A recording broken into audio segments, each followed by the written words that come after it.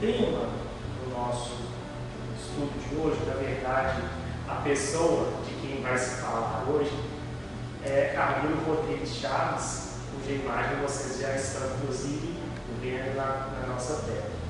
E para falar da vida e da obra dele, nós convidamos o Carlos Alberto Braga Costa, que é expositor, dirigente, escritor espírita, fundador da Fraternidade dos Estudos Espíritas Allan Kardec, aqui em Belo Horizonte, divulgador do Espiritismo, do Gênesis Web, canal espírita no YouTube, autor dos livros Chico, Diálogos e Recordações, Chico Xavier, do Calvário e Remissão, e vem outros ainda, né, Carlos Alberto? Seja bem-vindo novamente à nossa casa, fique à vontade, Deus o abençoe. Oi, estão. Bom, pessoal, bom dia para todos. É com muita alegria que nós estamos sendo acolhidos mais uma vez nessa casa abençoada, Tiago Maior, Belo Horizonte, casa que teve na sua fundação a presença também do nosso ilustre Camilo Rodrigues Chaves, que nós vamos tentar trabalhar alguns aspectos da sua vida, da sua obra, do seu gigantesco contributo no cenário da história do Brasil e também vamos falar do Espiritismo. Abraço a todos que estão em casa.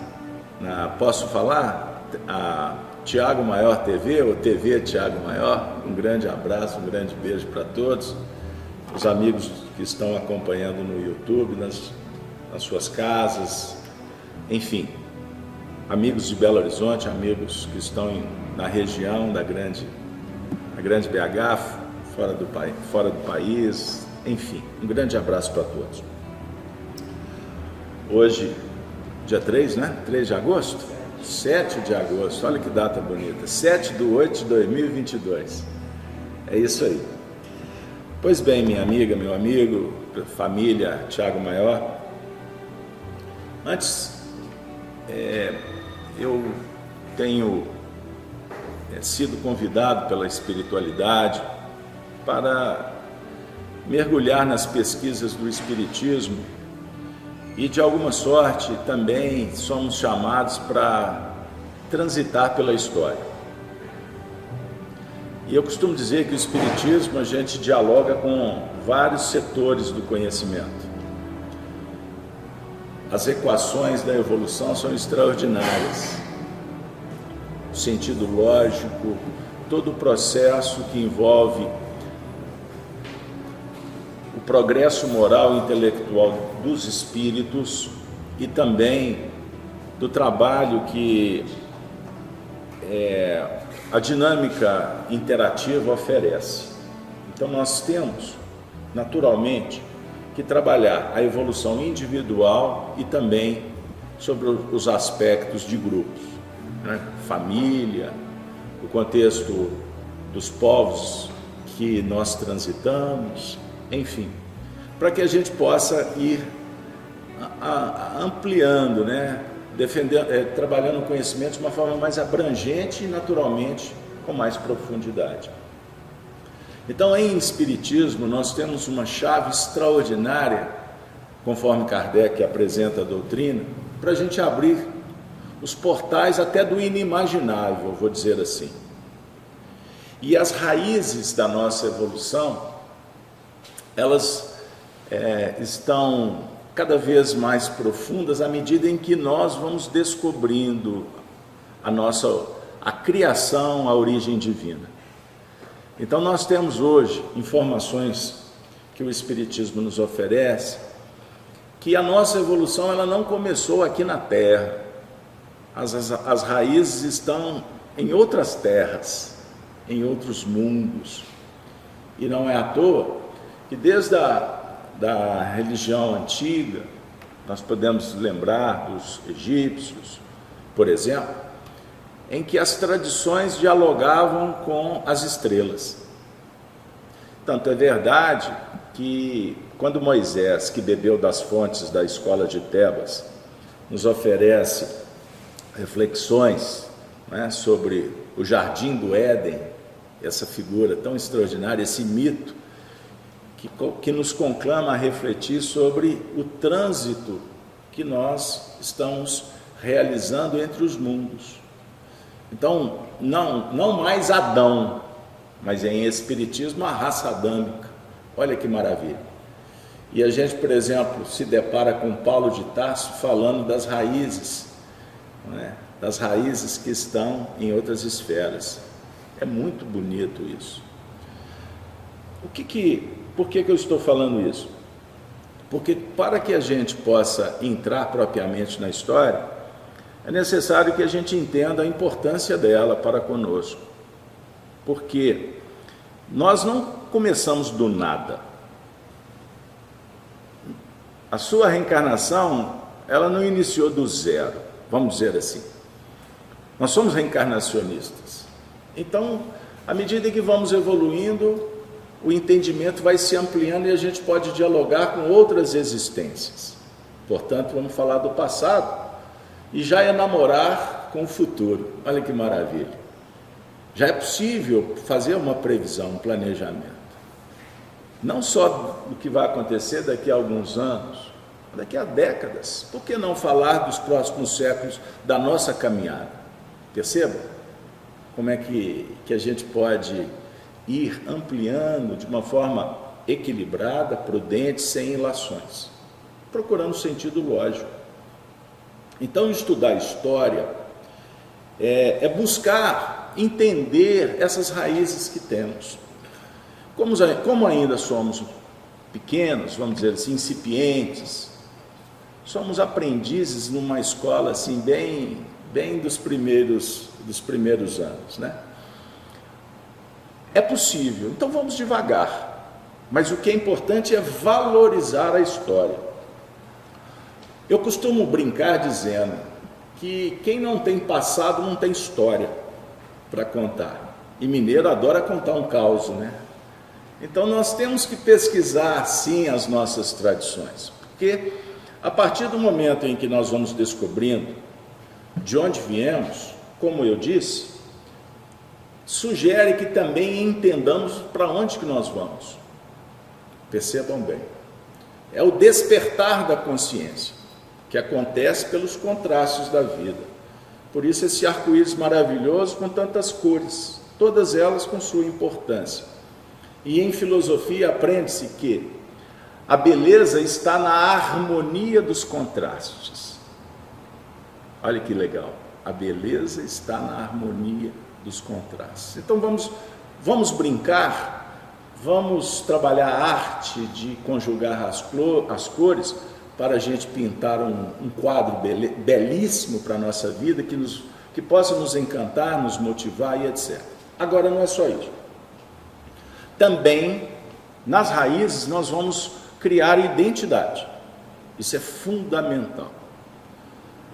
Então, descobrir a árvore genealógica, quem foi seu avô, seu bisavô, sua bisavó, isso é sensacional. Ah, mas é só por descobrir, para ter informação? Não, é para ver o que eles fizeram, o que os nossos ancestrais nos legaram. E tudo isso deságua numa realidade atual. E no mundo materialista, que bombardeia informações nem sempre interessantes, eu costumo dizer que gera-se até um problema cognitivo, o desvio de foco, não é? Você tem tanta coisa e não sabe por onde ir. Aí muitas vezes nós nos movimentamos no copia-cola da sociedade, fazendo o que os outros propõem, e a gente está cada vez mais descolado do que nós mais precisamos, que é conhecer a si mesmo. Entendam aí. Então todos os recursos que temos na vida deveriam ser utilizados para que a gente pudesse mergulhar e se conhecer, porque essa é a história que realmente interessa.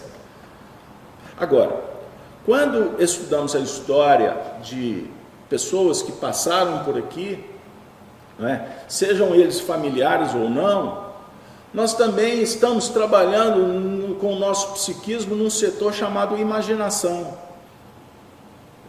Olha que legal. Porque você vai lidar com a memória, que é efetiva, a memória espiritual, e aquela memória periférica que a gente vai colocando na sacolinha um monte de coisa, de imagem, de som, de pessoas, de acontecimentos, mas que não vão ter muito a ver daqui a pouco. A história, para ser importante, ela precisa ser vivenciada. Entendam isso. Então, quando você recebe uma informação, um fato, ele só vai ter importância se você se debruçar e meditar em torno dele. E meditar é ir à exaustão para descobrir o que significa, o que te importa, o que vai ser valioso. Então, quando você mergulha na vivência, você vai fixar esse conteúdo. Percebam bem. Ele vai deixar de ser um conceito e passa a ser um objeto, passa a ser concreto. Entendam? Então, um homem sem identidade é um homem que não sabe o que ele está fazendo, em que lugar que ele se encontra, e não vai entender com quem ele convive e o porquê disso tudo. Então vejam o mundo materialista da atualidade, superficial, do know-how, sem profundidade, tudo rápido. Para falar de espiritualidade, não dá para você fazer um cursinho, como dizem aí, meia boca, para aprofundar em conteúdos tão complexos que envolvem a própria dinâmica divina da vida. Então, o que o materialismo propõe é que as pessoas não tenham referências, que elas não sabem, por exemplo, o que aconteceu na sua família, na sua cidade, no seu país, o que aconteceu no gigantismo do nosso continente, em outros continentes. Querem colocar a gente numa bolha.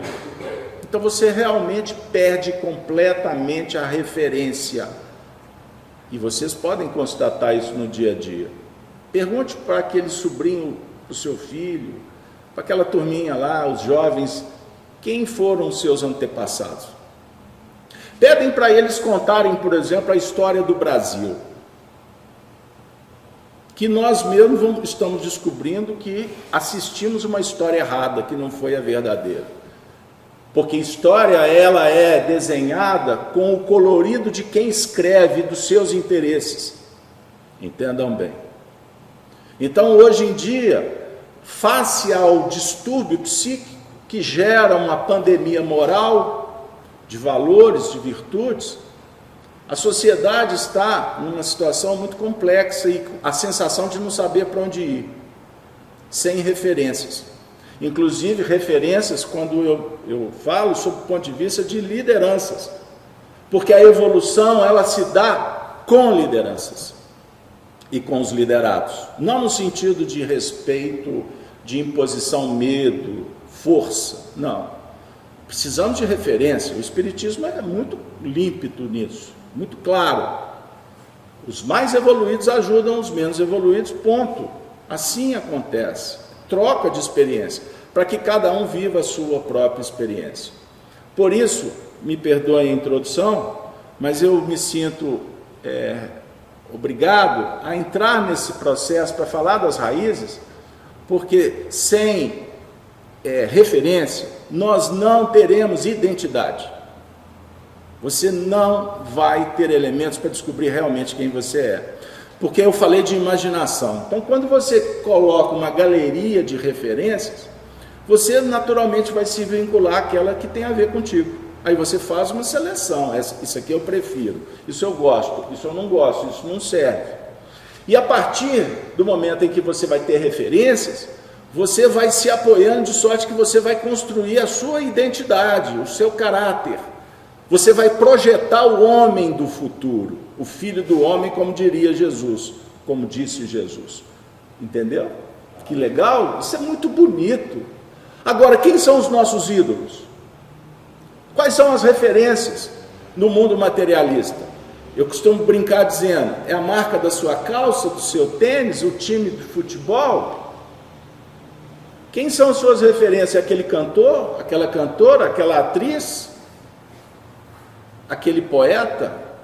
Existem poetas? Existem. Existe poesia? Existe música? O que faz parte do contexto da sua vida? Quais são suas referências? Então avalie quem são, para você entender em que nível você se encontra. Se tem profundidade ou se estamos perdidos no cipoal de muita superficialidade. E isso vai redundar em problemas íntimos, na estrutura, na qualidade de vida, inclusive até na maneira que nós vamos encaminhando na encarnação, envelhecendo bem ou mal, e por consequência desencarnando com qualidade ou desencarnando de uma forma lamentável. Dores do mundo. Então Jesus vem ao nosso encontro para curar, para cuidar, mas ele é professor, ele é mestre. E ele, quando vai contar a história do Evangelho, ele busca a referência, ele apoia-se na história. Um sábio da antiguidade vos disse, lembra? Conheça a ti mesmo, ele está fazendo uma referência a um enviado, Sócrates, foi ele que mandou Sócrates. Não é? O que está escrito na lei, ele está falando, olha a tradição, veja a família, veja a cultura, veja o que os vossos pais fizeram. Olha, eles comeram do maná do deserto e morreram. Eu sou o pão da vida. Ele está dizendo que os pais estavam errados? Ele estava destruindo a história? Ele estava metralhando, acusando aqueles ancestrais? De forma alguma, porque o processo evolutivo se dá por construção, e você não precisa de destruir para construir. O diálogo é positivo. Então, se os pais comeram do maná, eu ofereço esse pão, mas vocês vão comer desse pão, o pão da vida, porque vocês, que são os próprios pais que estão aqui, comeram do maná, vocês aprenderam. Então eu não posso olhar para a história com os olhos da atualidade, porque eu estarei cometendo um erro fundamental e não estarei lendo a história como deveria. Então, para ler a história, você precisa de um passaporte, para ir para aquela época, para conviver com aqueles costumes, para entender um pouco do porquê das escolhas. Por que fizeram assim? Meu Deus, deu aí? Podemos falar do Camilo Chaves? Que as raízes profundas da nossa história, dos nossos ancestrais, possa ser um diálogo legal, agradável para todos. Eis o nosso objetivo em Espiritismo. Eu agradeço também porque nós vamos falar de Camilo Chaves, e falar do Camilo Chaves é também falar da história, um pouquinho da história do Brasil. Eu não vou ter tempo para contextualizar tantas coisas, aquele período que ele viveu, mas vai dar para a gente ter uma ideia. Como é um trabalho que eu vou fazer um recorte pequenininho da biografia, então eu peço desculpas, mas eu vou ter que trazer dados, eu vou ter que trazer elementos para a gente chegar lá na frente e quem sabe ser mais estimulado para estudar um pouco do que foi, do que fez Camilo Chaves. Pois bem, eu fiz um recorte biográfico e eu vou seguir a trilha que espero de uma forma que possa ser menos árida para vocês.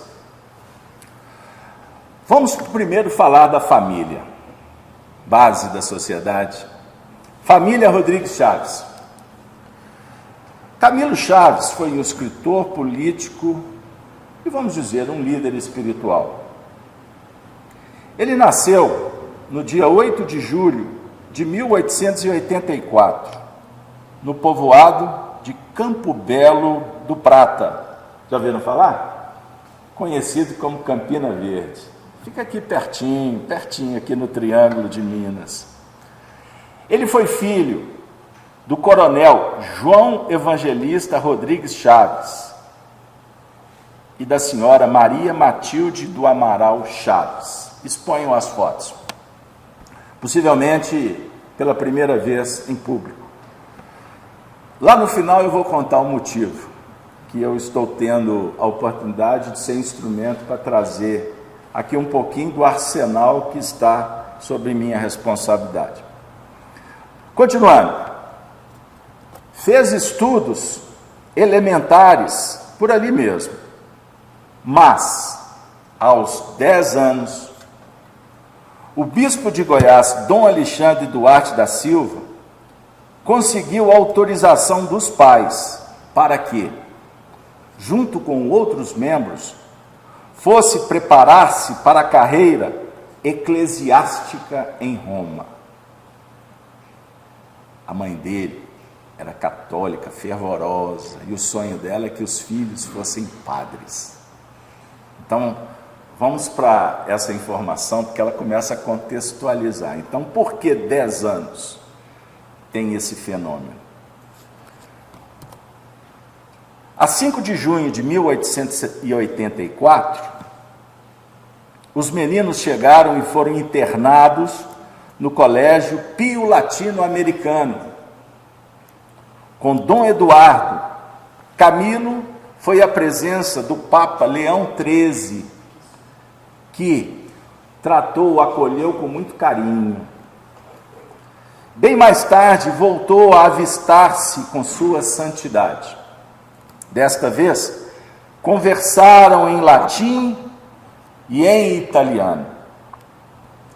Aos 15 anos, ingressou na Universidade Gregoriana, onde doutorou-se em filosofia, matemática, ciências naturais e latim. Sentindo que faltava a vocação, nos primeiros anos conseguiu permissão para voltar, chegando em 1902 à sua terra natal querida, o Brasil. Intuitivamente, ele narrou para amigos no futuro. Ele não sentiu que ali era o seu lugar. Uma força maior dizia: volte para o Brasil. Eu vou dar o spoiler. Eu falei que ia deixar para o fim, mas eu quero dividir. Em breve será publicado uma biografia que eu escrevi de Camilo Chaves. E nesta eu vou disponibilizar uma carta de sua mãe, tentando convencer o filho a não voltar. Mas ele seguiu firme no seu propósito.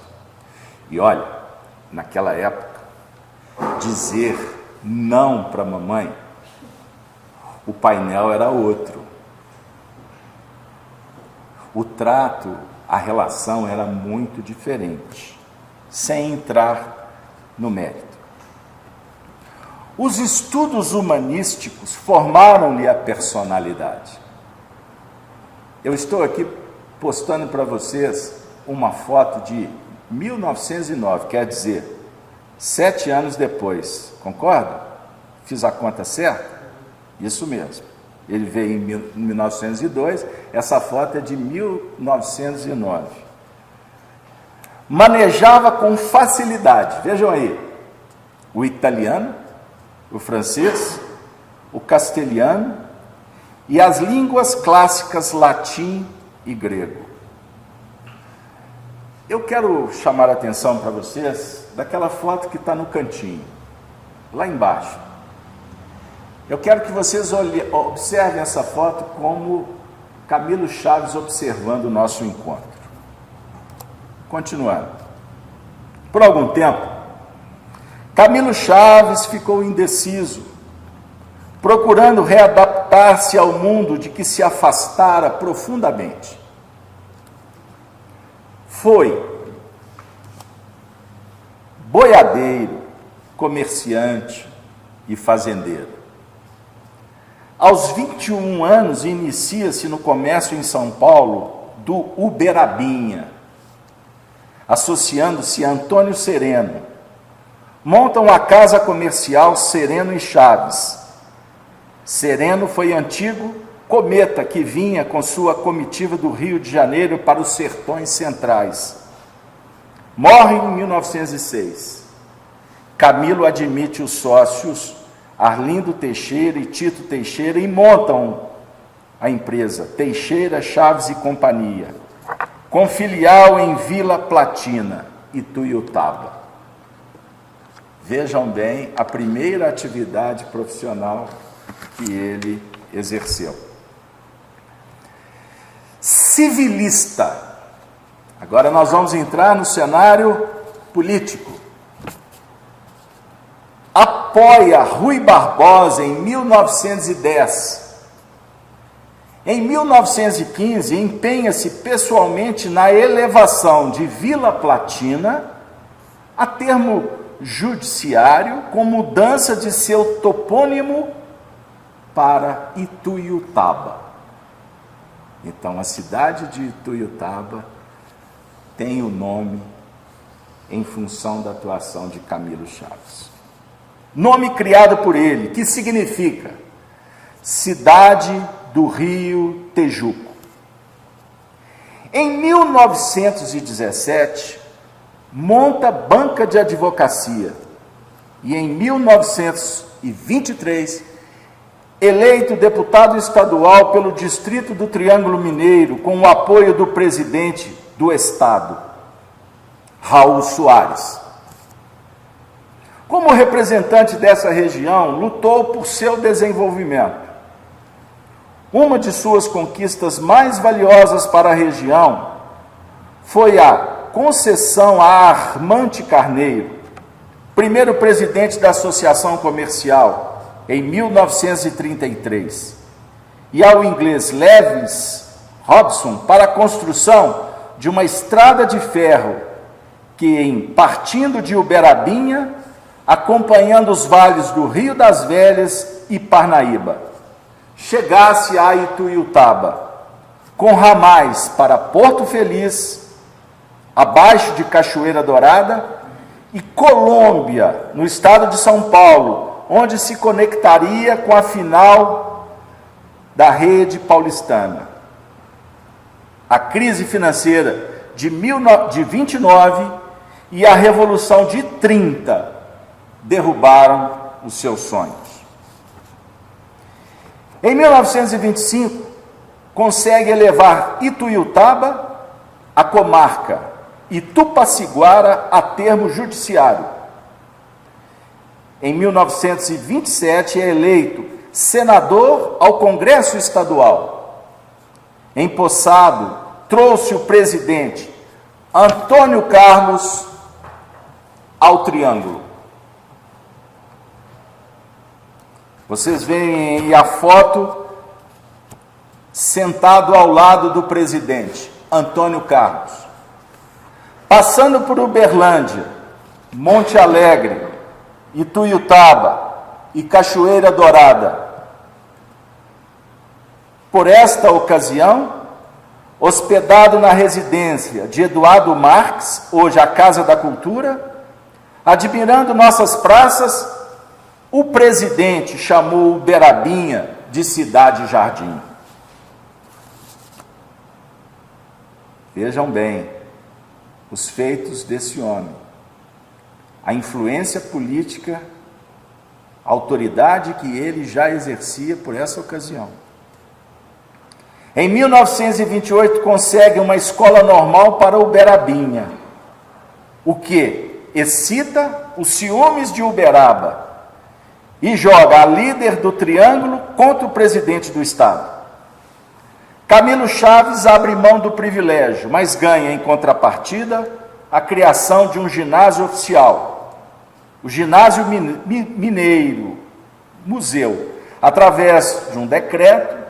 Consegue ainda para Uberabinha a estação experimental de sementes em terras, adquiridas do Coronel Carneiro. O curioso da transmissão foi o que o coronel reservou a fonte de água sulfurosa para o povo. Também conseguiu para a cidade uma estação de radiotelegrafia. Em 1930, é nomeado comandante em chefe das forças revolucionárias do Triângulo Mineiro. Qual era o cenário? A revolução que aconteceu no Brasil. Uma guerra civil contra a ditadura Vargas. Residindo aqui, sediou seu comando. O Triângulo vivia tenso, porque era uma cunha revolucionária entre os territórios aliados de São Paulo e Goiás. Sereno e de bom senso, impediu que o comandante militar, Major Persilva, destituísse do cargo o agente executivo Otácio Rodrigues da Cunha, que era partidário das ideias contra-revolucionárias paulistas.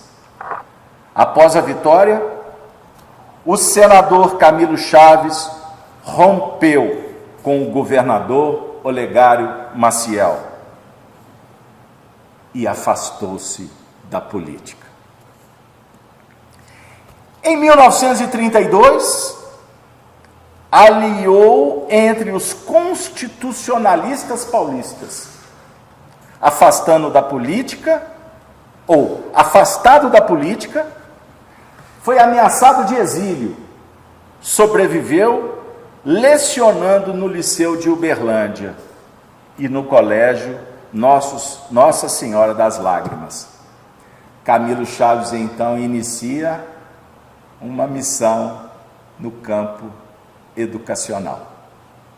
Vejam bem a vida com as suas circunstâncias, de alguma forma auxiliando no encaminhamento do destino de todos nós. Se a gente fizer rapidamente um resumo, a criança, os sonhos dos pais, Roma, caminho no campo da religião, conflitos existenciais, não adaptação, a mão divina atuando, e ele, com a bondade, com a serenidade, com a envergadura de um jovem, toca o coração da sua mãe, que o acolhe em festa. Ele inicia um processo de readaptação, vai o jovem procurar o ganha-pão, vai trabalhar no comércio, a vida dando novos chamados, e ele envereda por um campo complexo. Nada acontece por acaso. Para ter se tornado um comandante das forças revolucionárias, nós podemos subentender, para aquela época, que não foi apenas um privilégio político. Ele tinha um perfil diferenciado, intelectual, moderado, mas com uma autoridade que fazia com que os ambientes, as pessoas tremessem. Não porque usava da força, mas pelo seu magnetismo. Ele entra por essa senda por acaso? Não. Há alguns indícios, informações que não tenho ainda, vamos dizer assim, segurança na pesquisa, de afirmar que ele fez parte do grupo revolucionário na Conjura Mineira, a Inconfidência, que foi um movimento frustrado, que todos conhecemos a história, ocorrida face aos desmandos do ditador português. Estão lembrados da história?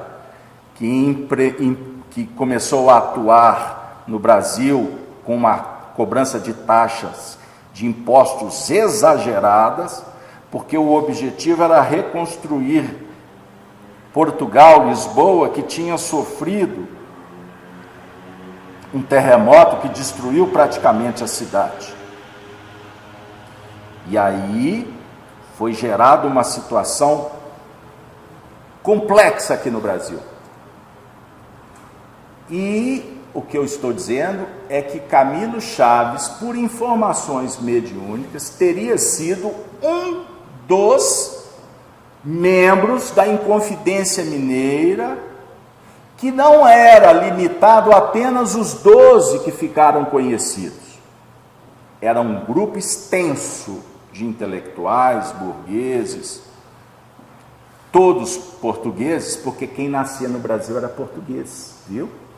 Nascido nas colônias, com todos os direitos jurídicos dos portugueses nascidos em Portugal.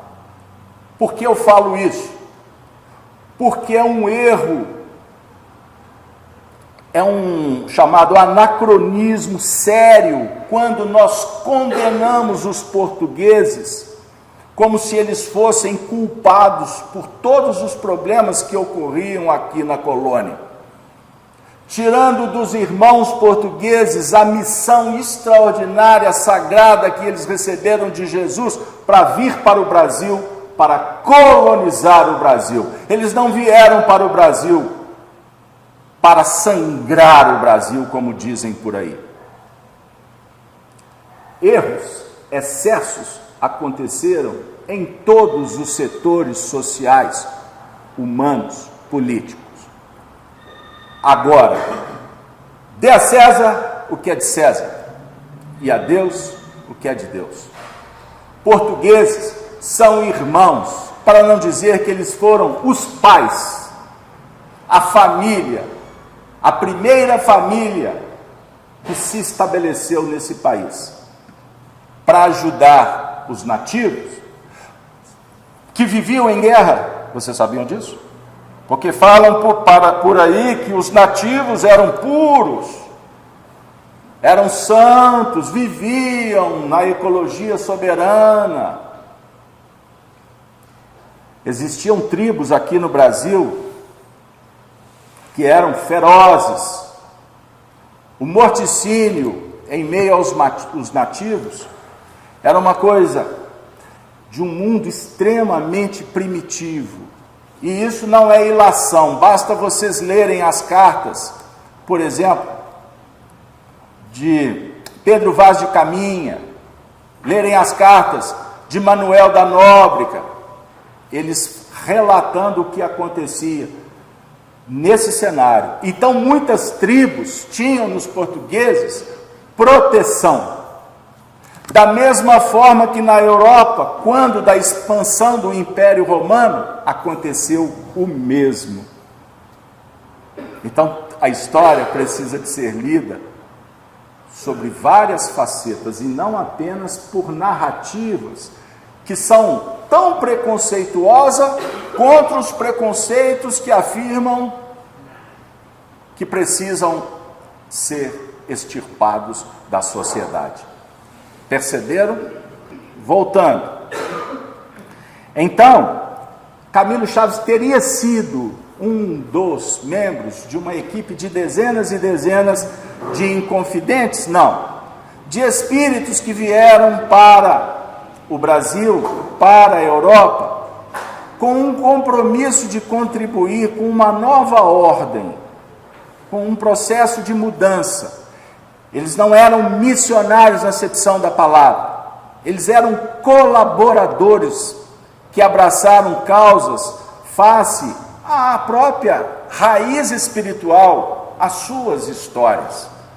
Tanto que Humberto de Campos narra que dos inconfidentes, apenas um recebeu a pena de morte, que nós conhecemos, o alferes Joaquim José da Silva Xavier, o Tiradentes, que foi enforcado, esquartejado. Estão lembrados dessa história? Pois bem, apenas um. E Humberto de Campos traz a informação que assim foi, porque Tiradentes houvera se comprometido muito no seu passado espiritual, tendo sido um inquisitor cruel, inclemente. Por isso Maria I não foi clemente para com ele. A história é rica de escândalos, de virtudes, Bem-aventurados quando operamos em virtude, em sabedoria. Mas quando optamos pelo escândalo, com os escândalos iremos recolher o que semeamos.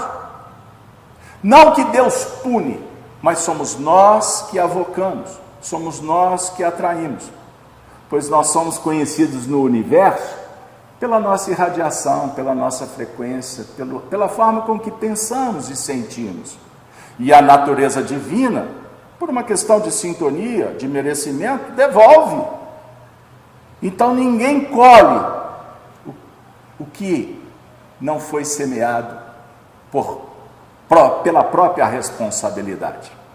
Me desculpem, de vez em quando a gente faz umas notas de rodapé na história, inclusive para não ficar lendo o tempo todo. Mas eu insisto que preciso de trazer esses dados para não perder, mesmo sendo um pequeno recorte. Agora, eu queria falar bastante, eu vou voltar um pouquinho, porque na vida de Camilo Chaves existe um fato importantíssimo. Sim,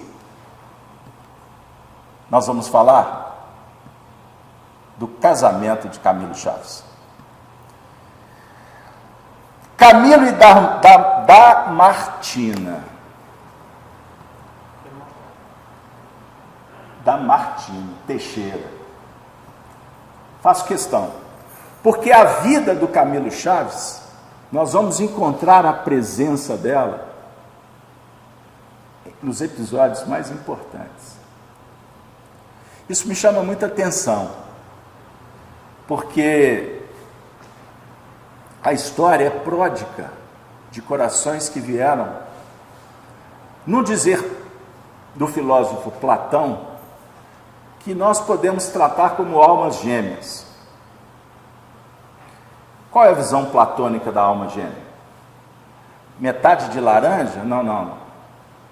São duas almas que dão as mãos para crescerem juntas, abraçando o mesmo ideal do progresso. Não significa o mesmo ideal religioso, político, profissional. Não. Cada um realizando o que lhe compete com a tarefa específica, mas os dois de mãos dadas. E aí eu sou obrigado a abrir, não vou dizer um parênteses, você tem que abrir um livro inteiro para dizer que nós espíritas devemos agradecer a Allan Kardec ou Hippolyte Léon Denis Arrivai e a senhora Amélie Gabrielle Boudet, que eu carinhosamente reputo como a mãe do Espiritismo, porque ela era a grande parceira, a grande amiga de Kardec, embora o nome dela não apareça, mas ela tinha uma tarefa extraordinária, inclusive de responder centenas, milhares de cartas, e depois entregava para o seu marido. Quantas vezes ele dizia: foi você quem escreveu, eu não tenho que retocar. Mas chegava para o público com a assinatura Kardec. Não importa o nome, importa o conteúdo. E esses dois fizeram um trabalho gigante. Aí lá vai o Carlos Alberto, eu tenho que trazer teoria doutrinária. Aprendemos em Espiritismo que existe uma lei universal chamada lei de colaboração mútua e universal, a definir que ninguém faz nada sozinho. Vide o texto Breve Notícias. Isso é uma confirmação vale, né? Para não dizer que eu inventei. Prefácio do livro Paulo e Estevão, quando o Emmanuel vai dizer: não é possível falar do Paulo sem falar do Estevão. Falar do Paulo sem falar de Abigail. Falar de você sem falar dos teus pares. Você não faz nada sozinho. Ninguém faz nada sozinho. E vocês, como mineiros, já até escutaram uma música de um poeta daqui que diz que 1 mais 1 sempre é mais do que 2. Aqui vocês disponibilizam uma imagem, uma fotografia, um retrato do casamento. Ao centro, o pai de Camilo Chaves, o senhor João, que foi um gigante, e que em breve eu vou publicar a história dele junto com do seu filho. E aqui na foto vocês vão ver a dona Damartina e Camilo carregando no colo o primeiro filho. Pai carinhoso. Aqui nós vamos ver, décadas à frente, os dois. Ela atrás dele, não fala isso porque se arruma uma confusão, porque atrás de todo grande homem não tem isso. É do lado, mas por que não dizer o suporte? O suporte para que ele pudesse fazer o que ele fez. Pois bem, então prosseguindo, eles casaram. Posso falar que tiveram 3 filhos? Hélio Chaves, Camilo Chaves Júnior e Fábio Teixeira Rodrigues Chaves. Vou dar uma acelerada aqui nas fotos, para não perder o embalo, o ritmo. Eu vou sintetizar. Hélio Chaves foi advogado, juiz de direito. Camilo Chaves Júnior, advogado, promotor de justiça. Vejam só. Fábio Teixeira Rodrigues Chaves, ele bacharelou-se em direito, foi orador, foi desembargador. Ele iniciou na magistratura em 1956, sempre sob a influência de seu pai. Foi nomeado por Bias Fortes juiz de direito em Campina Verde. E aí a história vai se desenrolando. Por que eu faço questão de citar também o nome dos seus filhos? Porque nós fomos descobrindo ao longo da biografia dele o papel da família. Vocês observam que essa foto é de 1927. Envolve os seus irmãos, a presença de seu pai, de sua mãe, dos filhos. Aqui já se inaugura a fase dos netos. Vejam, décadas à frente, a família cresceu em expressão, em alegria, mas enfrentando também os seus problemas. Vocês vão ver que Camilo Chaves está ali mais à esquerda, ao centro, o seu irmão Dom Orlando. Dom Orlando seguiu carreira, inclusive se tornou bispo de Corumbá. Eu tenho uma carta do Dom Orlando falando da família, do pai, que é um passaporte para muitas emoções. O gigantismo, a fé desse bispo, a fé católica nessa família era uma coisa assim extraordinária. Era a época, era o contexto. Então observem aqui, os anos vão se passando, as fotografias se multiplicando. Aqui eles já bem mais velhos. Camilo Chaves com a bengala. Arnaldo Rocha nos contava histórias. Ele teve um problema, salvo engano, no nervo ciático, e isso o incomodou a vida inteira. Então a bengalinha era o seu suporte, era a sua companheira. Aqui eu apresento foto dos filhos, os filhos mais novos, e uma foto com os filhos mais velhos. Camilo e Damartina com amigos.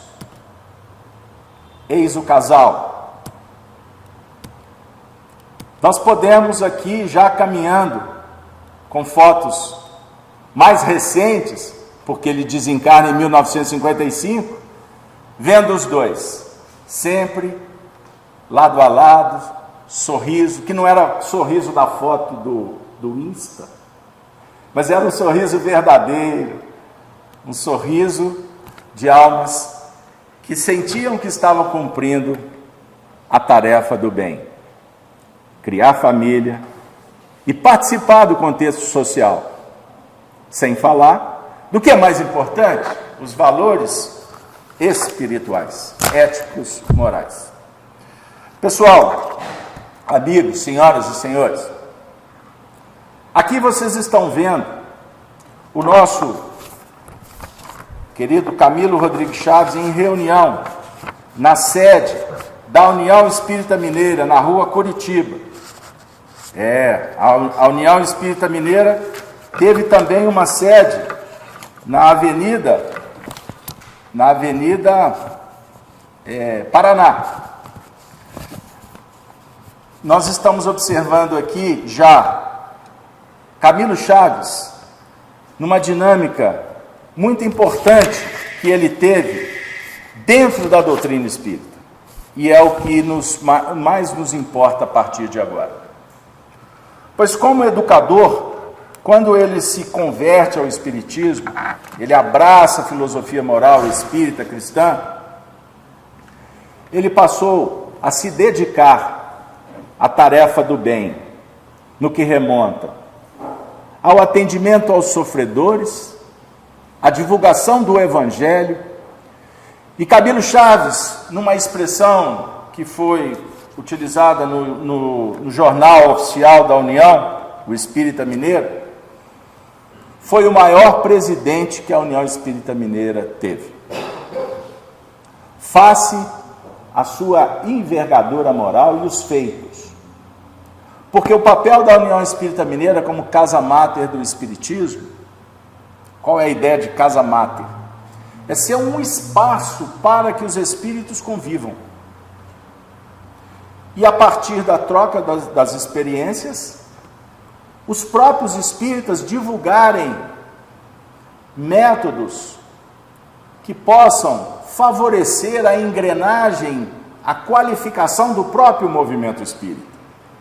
É diferente quando comparamos o movimento espírita com o movimento institucional católico, porque quando se fala casa máter, define que a casa máter é que institui, que impõe regras, que estabelece como funciona os núcleos que a representam.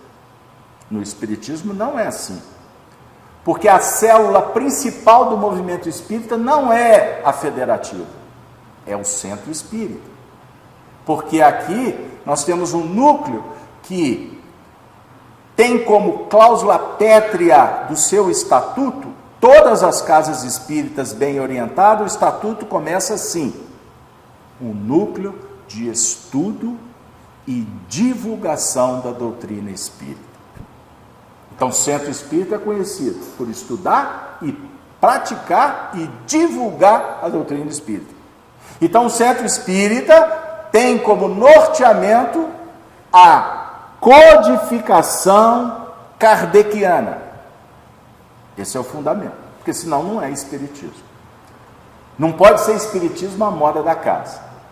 Agora, como as atividades são realizadas, depende do público, dos trabalhadores que ali frequentam. São eles que decidem como fazer, qual público atender. Portanto, o centro espírita, ele é uma sociedade que tem autonomia para realizar, definir os seus procedimentos internos.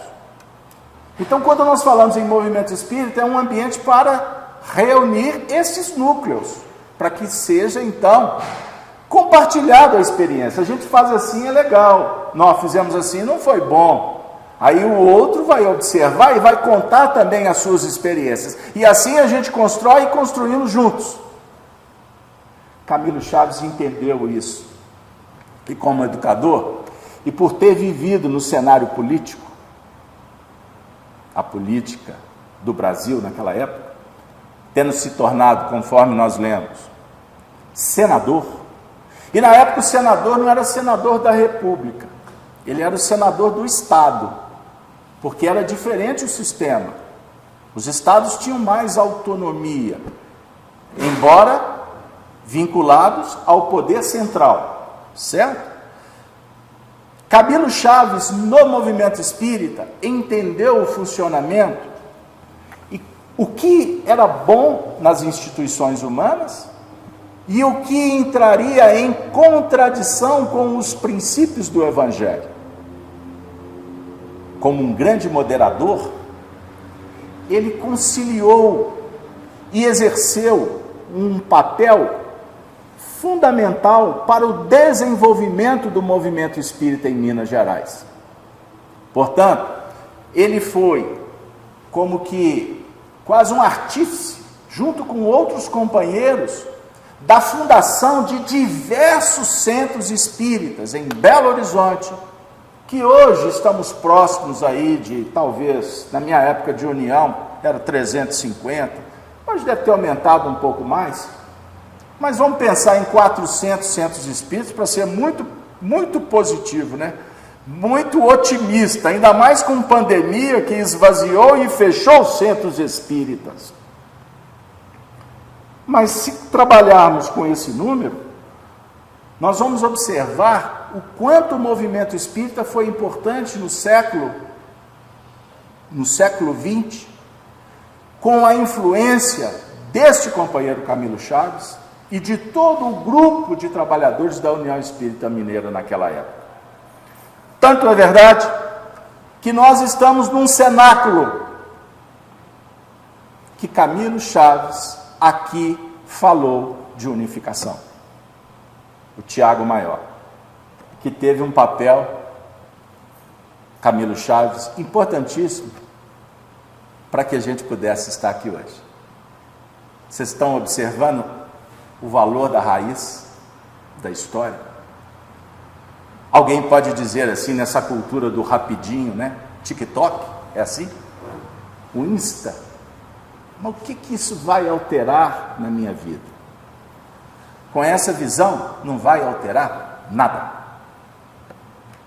Mas quando nós começamos a abrir os olhos para entender o que foi feito, os objetivos, que repercutem no acolhimento, nessa cadeira, nesse computador, nessa estrutura, num lugar privilegiadíssimo, no coração do coração do coração.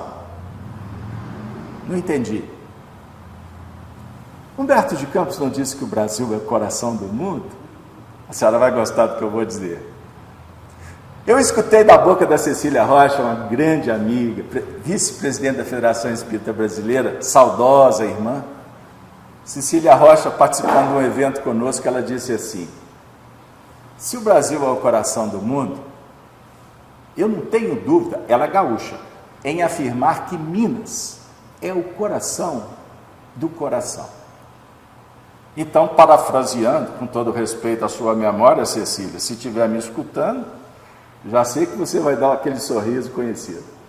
Eu vou pedir data vênia para dizer que Belo Horizonte é o coração do coração do coração. E o Tiago Maior é o coração do coração do coração do coração, porque nós estamos no coração da Avenida Afonso Pena, no centro da cidade que tem o mais belo horizonte de todas as galáxias. Fiquei bem com vocês? Eu dei uma de Getúlio Vargas, ninguém sabia se ele era fascista ou contra o fascismo. Ele brigava com o fascismo, mas queria o fascismo aqui. Político. Não, eu estou sendo, na verdade, sincero. Vocês estão no coração do coração do coração do coração. E o que pulsa? O seu coração. Tudo isso aconteceu para que nós nos sintamos filhos. Porque o diálogo familiar é com o coração. Em casa não dá para ficar muito no parlar, porque costuma não dar certo. Ainda mais nesse cenário diferente daquele que Camilo Chaves, Dom Orlando e os seus irmãos amavam profundamente os seus pais e respeitavam. E ali eles eram felizes. O que a modernidade tem de novo que tirou do painel da nossa vida o respeito, o carinho, a virtude, a fraternidade, os valores que agregam? Modernidade pode ser tecnológica, Mas virtude, sabedoria,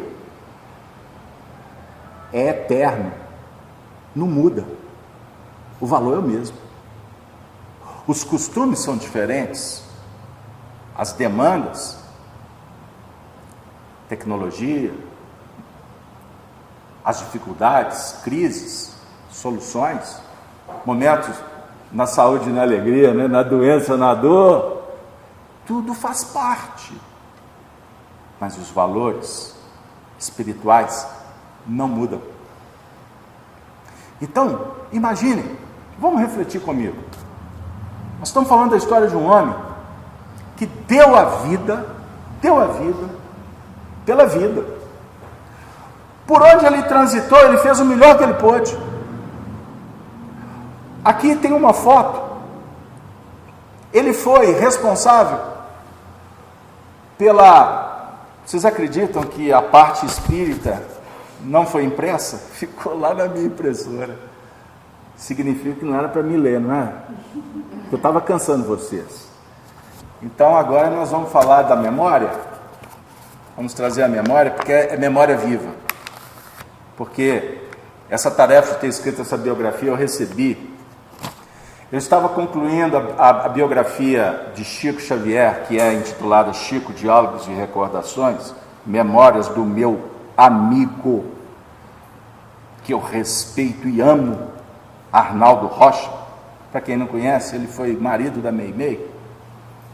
Estávamos concluindo o livro, aí eu procurei também um outro amigo querido, então presidente da União Espírita Mineira, Honório Onofre de Abreu, que em breve vocês serão brindados com suas memórias espirituais. Estamos organizando um trabalho belíssimo.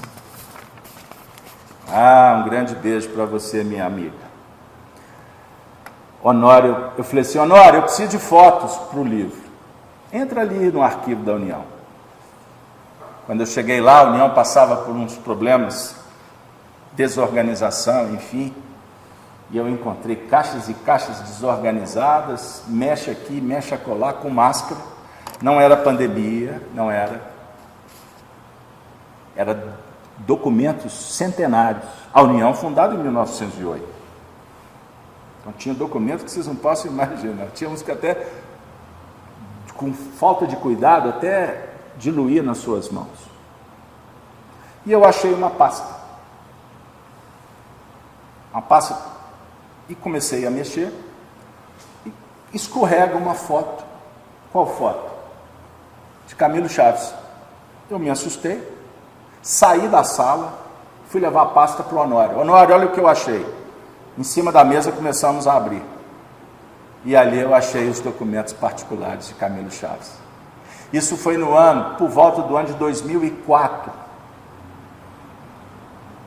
O registro de óbito, de nascimento, o título, a presença dele na escola gregoriana, cartas redigidas de próprio punho, palestras extraordinárias. E diante daquele acervo, o Honório disse assim: leva, guarda, e no tempo certo você vai saber o que fazer disso. Eu falei assim, Honório, isso é documento da União. Sim, é da União. Eu, como presidente, estou delegando a função. Leve para casa. Depois que você fizer o que tiver que fazer, devolva. Isso foi no ano de 2004.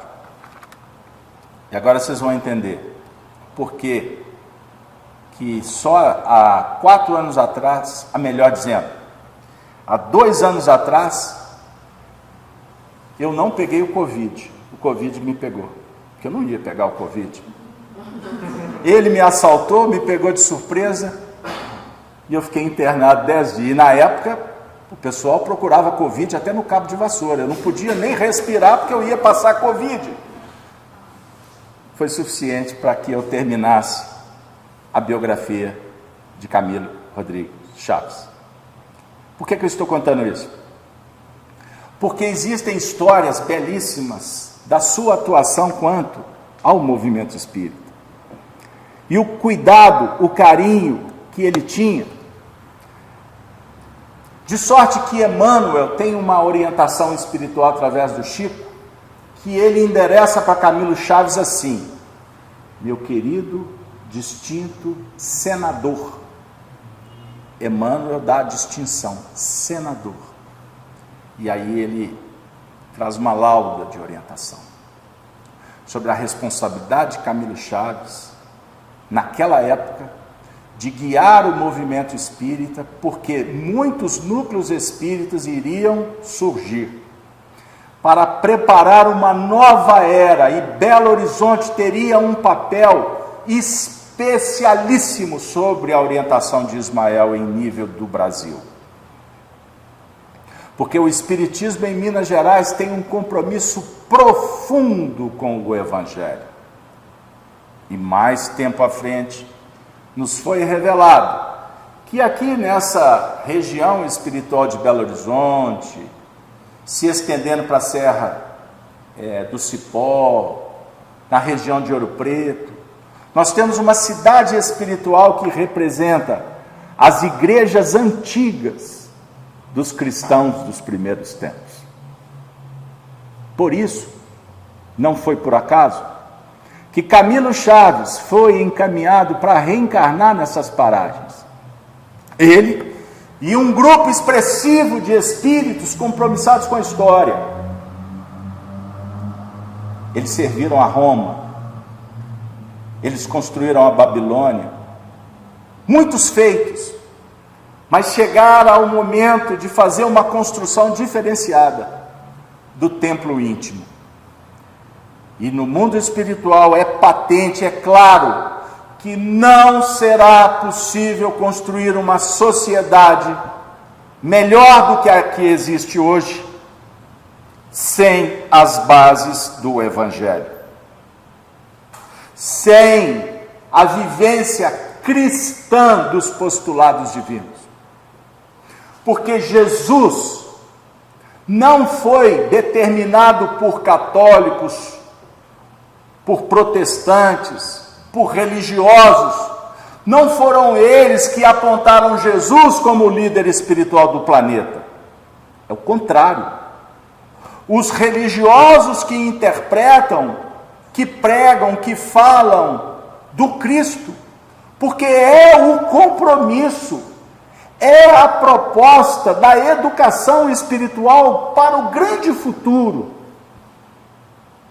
E não foi à toa que esses espíritos que conhecem as estratégias, a política dos homens, as infiltrações das ideologias que confundem, que propõem a heresia da separatividade, fomentando o egoísmo, a violência e o orgulho, insistindo para tentar impedir o progresso que vai trazer a felicidade das pessoas.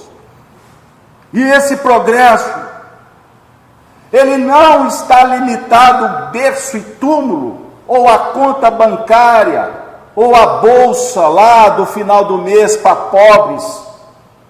Ou seja, não é o sistema econômico, político do mundo que vai dar a autorização para um mundo regenerado. É a educação dos seres, sobre a inspiração do amor, da virtude. No cenário atual, se querem tirar Jesus e Deus do nosso vocabulário, que sejam felizes, que façam o que querem, mas tirar de nós a nossa crença, os nossos princípios, ninguém no mundo pode.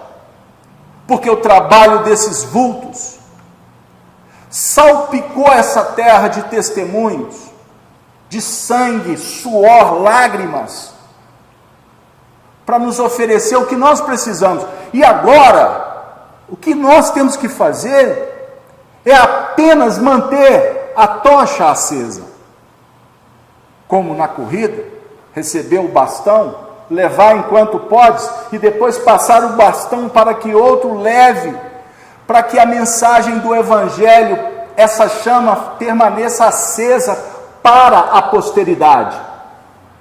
Porque sem as reformas evangélicas no mundo, nós continuaremos fomentando ideologias separativistas, revolucionárias, imediatistas, com perdão da palavra, com respeito aos que defendem, falaciosas, cíclicas, fadadas a morrer.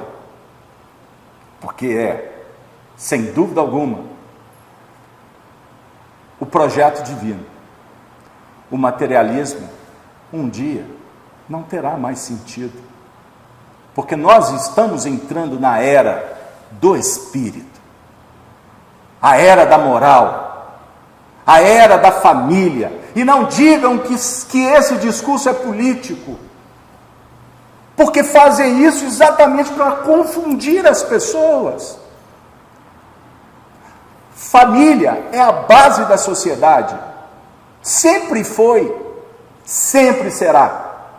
E a família com o Evangelho não é apenas um lugar social que encontramos como os espíritos que estamos viajando no eterno, porque existe a parentela corporal, mas existe a parentela espiritual. Nós estamos trabalhando a parentela corporal para fazer dela espiritual. Por isso adversários, perseguições, contradições, violência, egoísmo, onde as pessoas não estão nem aí para o que está acontecendo com a mãe, com o pai, com o filho, com a esposa, com o marido. As pessoas no mundo materialista, elas estão olhando apenas para o próprio umbigo. E qual é a consequência? Me perdoe, se a senhora me adotar pelo menos alguns segundos, chamá-la de mamãe. Não é, mamãe? Não é isso que está acontecendo?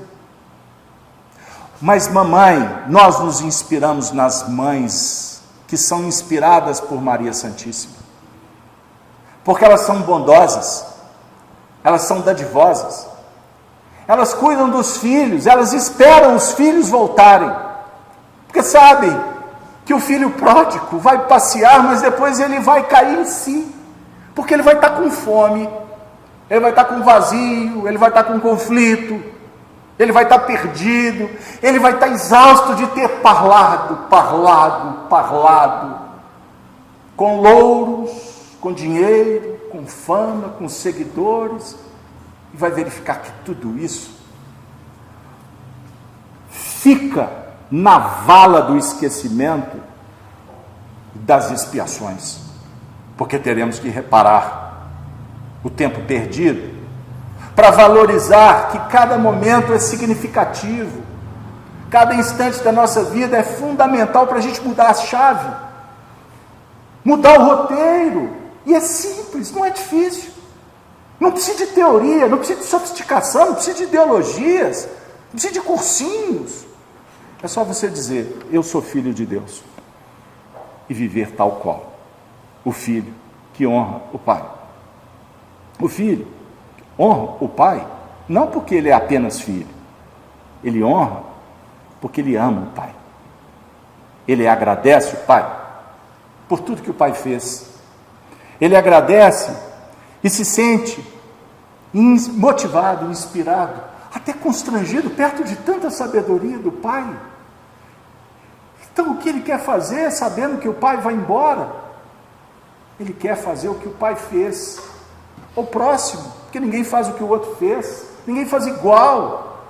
O caminho se faz no caminhar, cada um tem o seu próprio caminho. Jesus disse: eu sou o caminho. Não significa que você vai seguir por onde ele seguiu, não é isso. Ele é modelo, modelo é para modelar, é para dizer para nós que o seu caminho é importante, e sob a inspiração do Cristo, você chega no objetivo, com muito mais facilidade, sem sofrimento.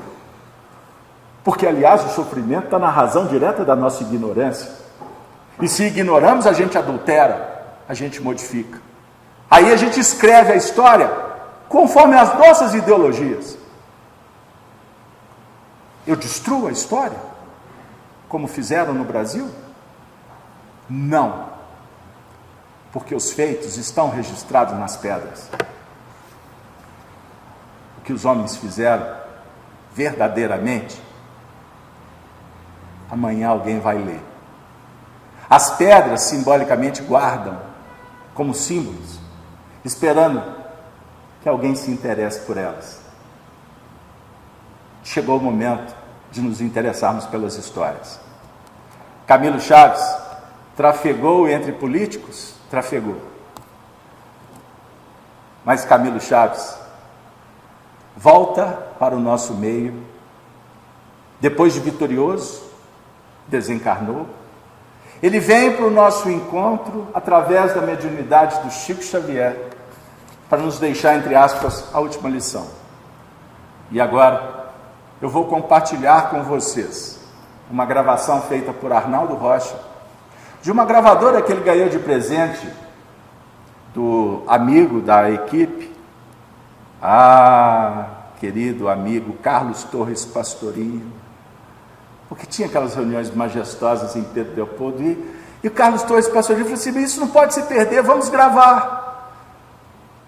Deram para eles uma gravadora enorme e começaram a gravar as comunicações mediúnicas, os espíritos que voltavam para contar os seus dramas ou suas experiências, e também as orientações, sempre sob a coordenação do Espírito Emmanuel. E certa feita, Camilo Chaves, que era amigo, um pai do Chico Xavier, um orientador de primeira para o Chico. Vou contar uma história rápida. Lá nos anos 50, antes da desencarnação do Camilo, certa feita, Chico, na casa de Camilo, abre o coração e conta um problema. Aí o Camilo Chaves, com toda a moderação, carinho, coloca o Chico no colo. Calma, Chico, é isso aí. Deixou o Chico falar e ele se sentiu meio que eu vou dizer? Aí do nada Camilo Chaves conta uma história. Chico, sabe, eu acho que você seria muito feliz se você morasse no Triângulo Mineiro. Quem sabe na minha Campina Verde? Foi uma tirada assim, completamente fora do contexto. O assunto morreu, Chico foi embora e depois comentou com uma pessoa, décadas depois, que quando o doutor Camilo me falou, eu na hora não entendi, porque a gente estava falando do meu problema, e ele veio falar na possibilidade de eu morar na cidade dele. Por certo, ele queria a gente perto, para a gente poder fazer as tarefas juntos. Eu acho que ele ficou muito empolgado, disse o Chico. Eu só fui entender depois, porque anos à frente, Chico Xavier foi constrangido a mudar de Pedro Leopoldo. E a única possibilidade foi um convite que ele recebeu para morar em Uberaba. Ele não se lembrava da conversa com Camilo. No ônibus, em meio a lágrimas, porque o filho foi arrancado da manjedoura da sua terra natal. Chico era amoroso, família, mas a família dele não estava dando conta. Eles estavam surtando por conta da pressão espiritual. O que eu vou dizer? As nossas famílias são sustentáculos.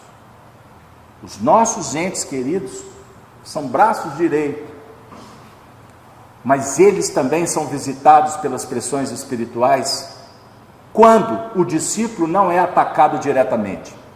As trevas batem na porta do lado, porque desestabilizando quem está do lado, desestabiliza o trabalhador. São as táticas do dragão vermelho, Satanás, do capítulo 13º do livro Apocalipse. A serpente do Antigo Testamento que ficou gigante se torna um grande dragão.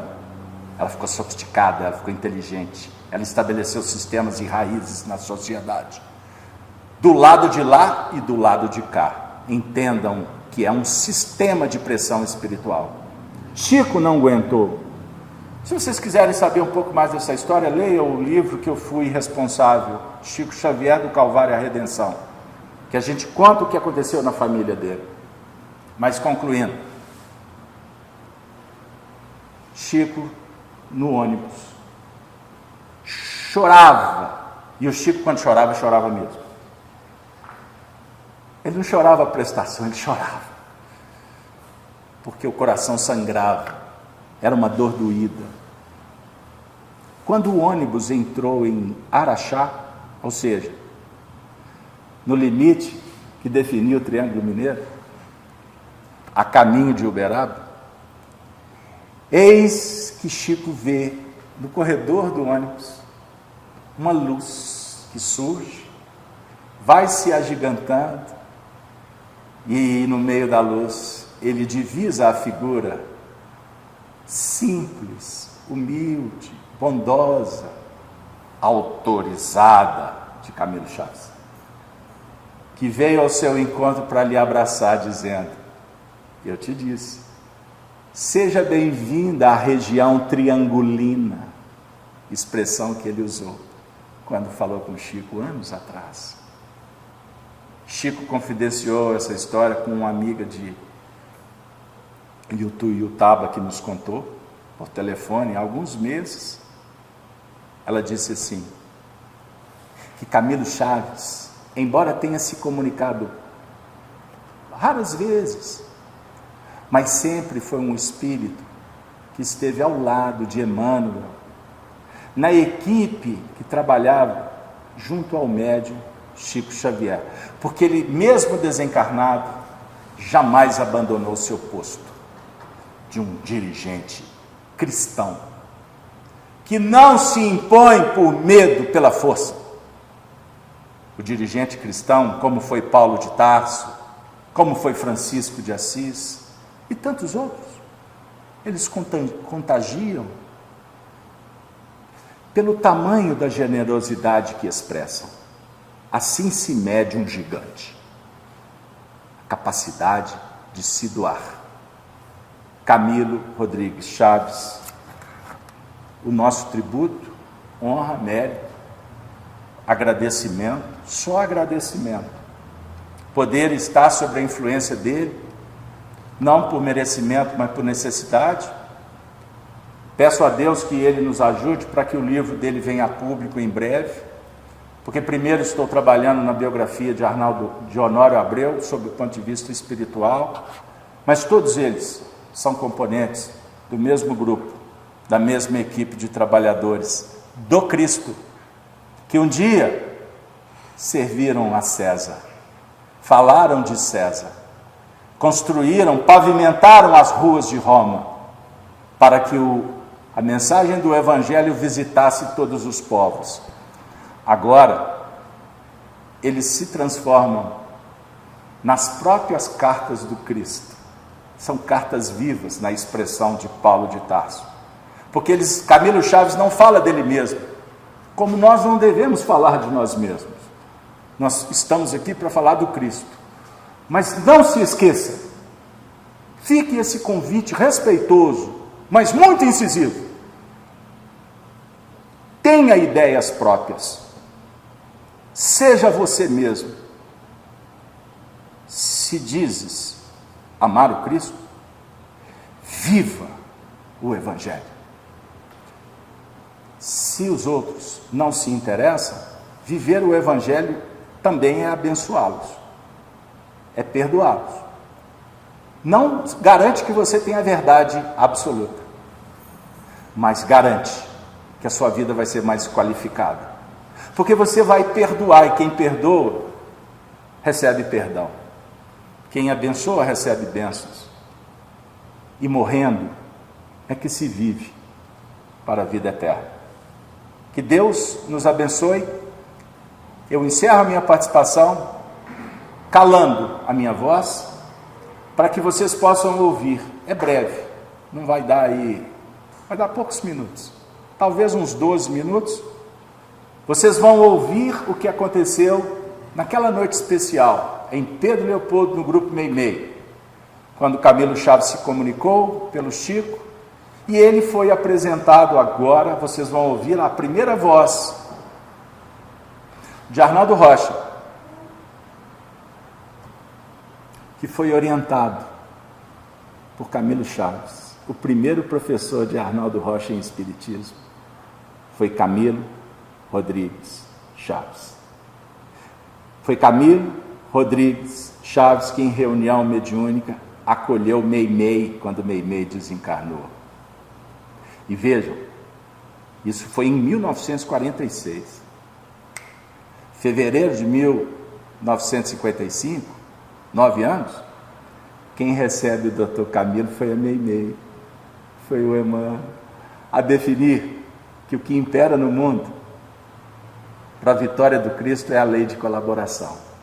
Hoje, encarnados, eles desencarnados. Amanhã, eles reencarnados e nós desencarnados. O que importa é que as nossas raízes profundas estejam bem lá no fundinho do coração do Cristo. Ave Cristo, Ave Cristo, Ave Cristo. Ouçamos, ouçamos. Vale a pena.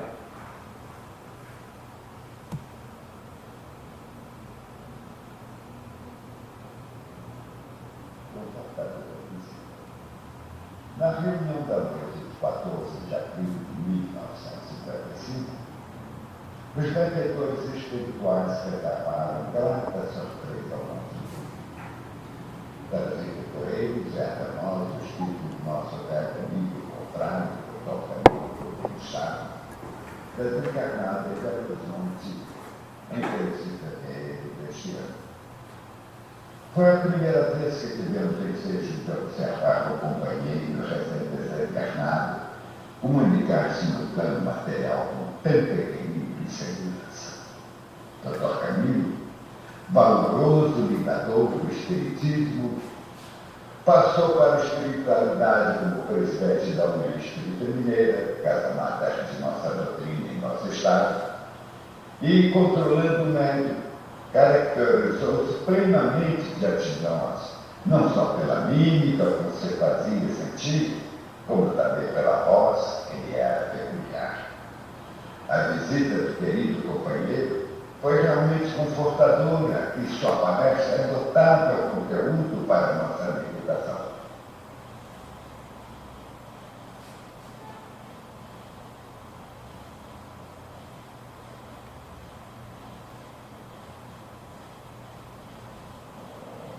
Irmãos,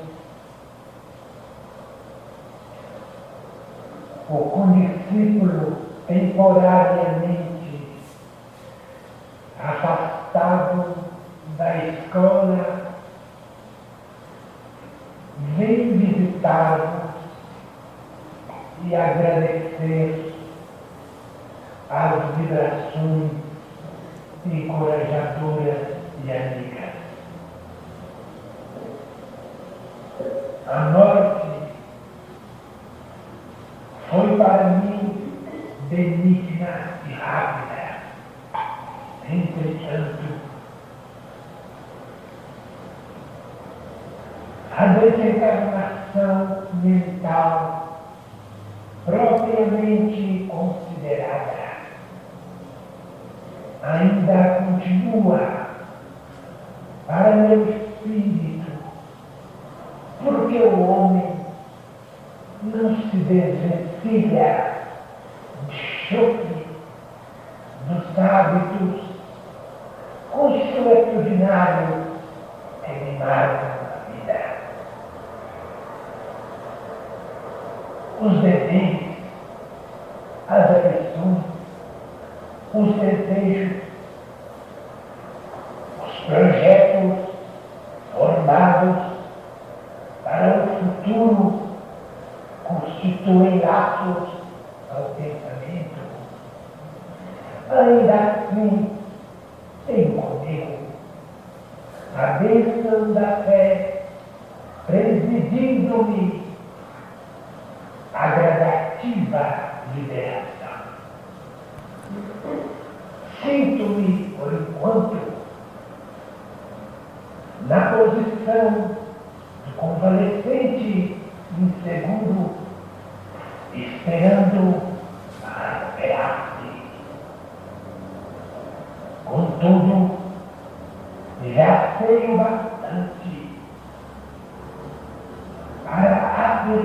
encarnados neste outro lado da vida.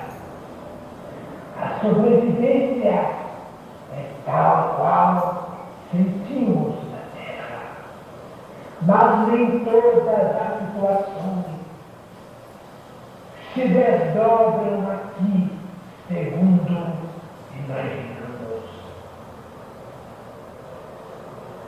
A experiência continua a ser tal. O homem se prolonga sem alterar-se de improviso. A matéria rarefaz-se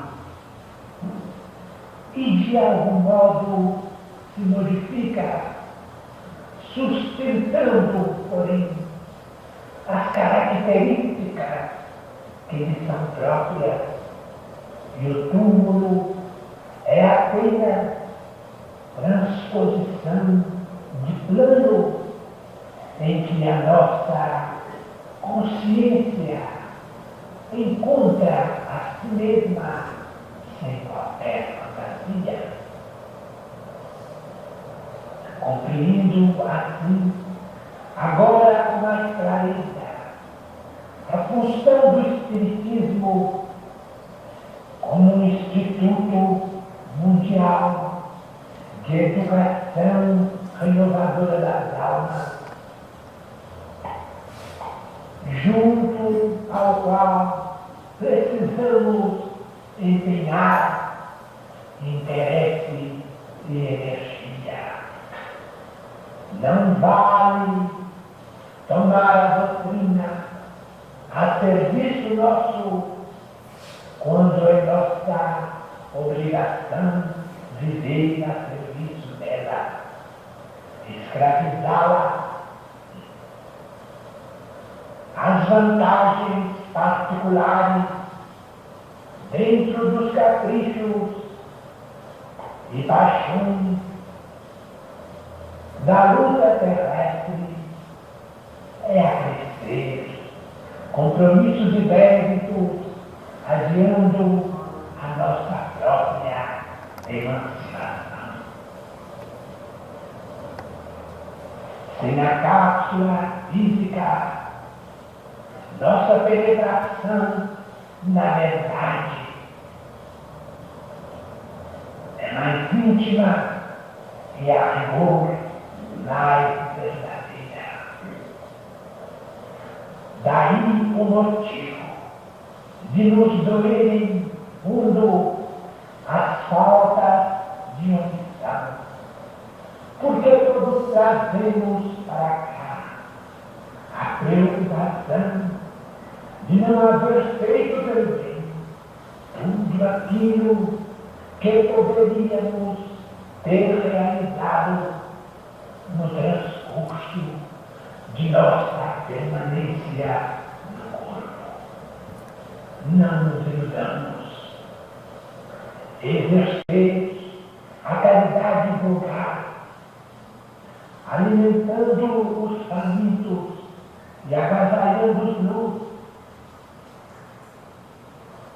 é simples dever nosso dentro de nossas novas noções de solidariedade e de justiça. E não nos esqueçamos de que a caridade real será sempre iluminar o espírito humano, para que o espírito humano se conheça e ajude a si próprio. Oxalá possais ver mais longe de nós os companheiros que vos precederam na grande viagem, atendendo ao serviço primordial que nos desafia.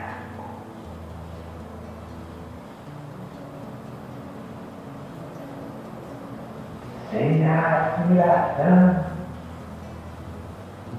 dos nossos postulados de maneira intensiva, utilizando consciência e coração, raciocínio e sentimento, falecer-nos dá a educação.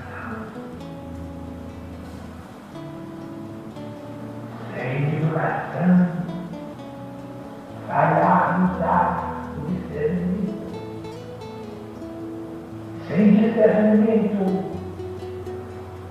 fugiremos à responsabilidade.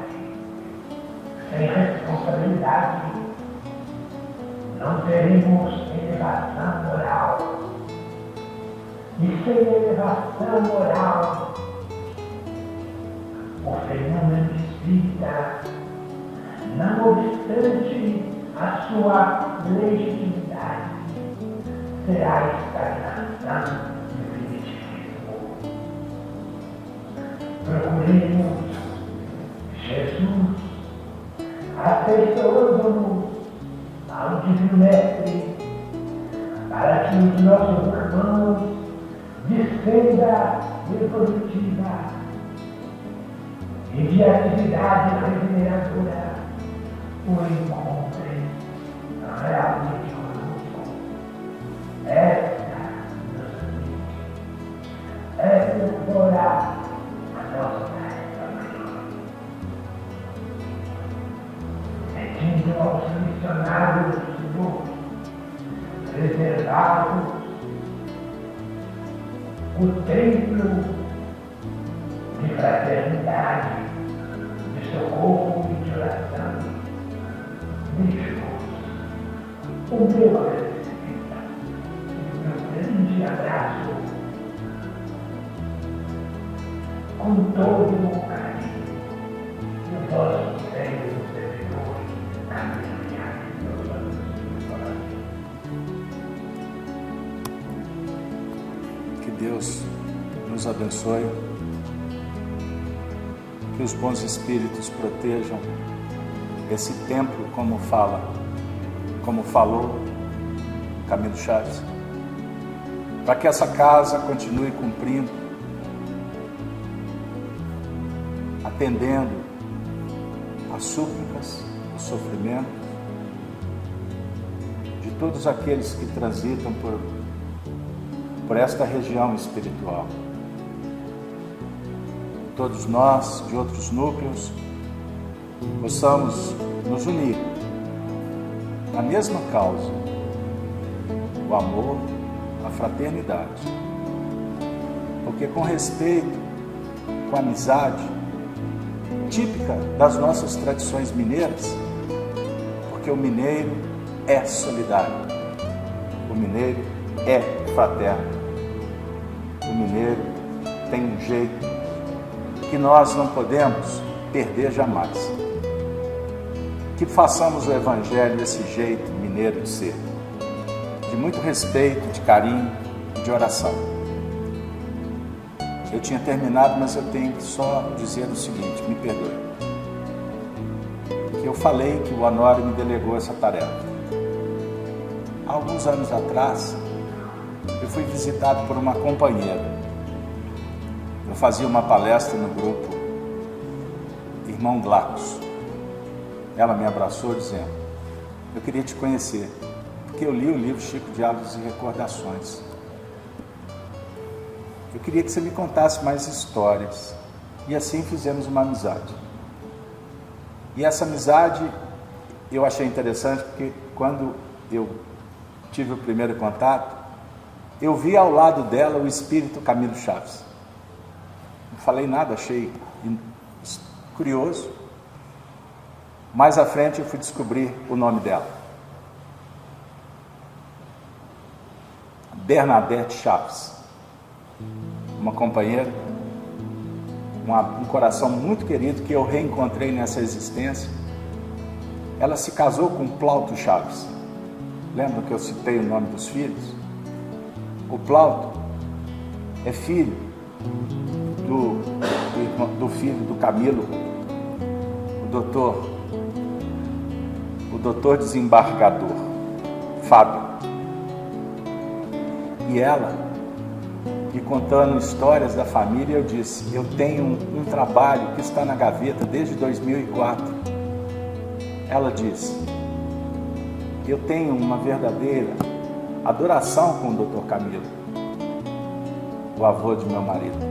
Eu faço prece por ele todos os dias. Quem sabe eu possa te ajudar de alguma forma? E ela começou a se esforçar, reuniu a família e consignou um acervo de fotografia que eu disponibilizei algumas para vocês. E alguns meses atrás, quando nós estávamos muito empolgados com a possibilidade do livro ser publicado, e ela muito ansiosa, e eu que lido com pessoas que escrevem, sempre digo: calma, porque as coisas acontecem na hora certa. Eu não sabia, talvez eu tentaria rasgar os planos divinos. Se eu soubesse, eu iria fazer de tudo para acelerar. Alguns meses atrás, ela saindo de uma festa aqui em Belo Horizonte com o marido, Plauto Chaves. Ela escorrega numa escada de um prédio, bate a cabeça no chão, teve uma fratura craniana e uma semana depois, Bernadette desencarnou. E eu falo isso com um coração, muita emoção, porque ela não ia participar do lançamento desse livro. Depois ela se comunicou mediúnica conosco e eu fiquei muito feliz. Ela deu um sorriso, piscou, era um jeitinho que ela tinha, e eu entendi, estava tudo certo. E eu fico muito feliz em encerrar esse evento aqui agora com vocês, mostrando a capa do livro, Assim Será, com o título Chaves do Tempo. Agora não me pedem a chave para me abrir a data que vai ser publicada, porque não depende desse insignificante mortal, depende da vontade do alto. O certo é que vir aqui em primeira mão mostrar essas primeiras fotos, para mim significa uma honra gigantesca, porque eu estou fazendo isso sem qualquer ideia prévia, com a ajuda do Álvaro, com toda a coordenação que nos convidou para estar aqui com vocês. Eu me sinto muito feliz. E se eu não ver também o livro publicado, porque eu posso também encontrar com a Bernadette, quando vocês se depararem com esse livro numa instante da vida, saiba que essa obra é uma obra de uma família espiritual que foi escrita com muito amor, com muito carinho. E não foi à toa que eu deixei essa última imagem do vovô Camilo cuidando de uma criança. Eu me sinto um pouco dessa criança no colo desse pai espiritual. Muito obrigado, Camilo. Velho Camilo, como falava o Arnaldo. Eu não posso falar porque eu sou mais respeitoso que o Arnaldo. Então, todos eles sorrindo. Muito obrigado, professor. Muito obrigado. Que as bênçãos do alto estejam sempre no coração de vocês. Encerro sempre as nossas tarefas dizendo: Ave Cristo.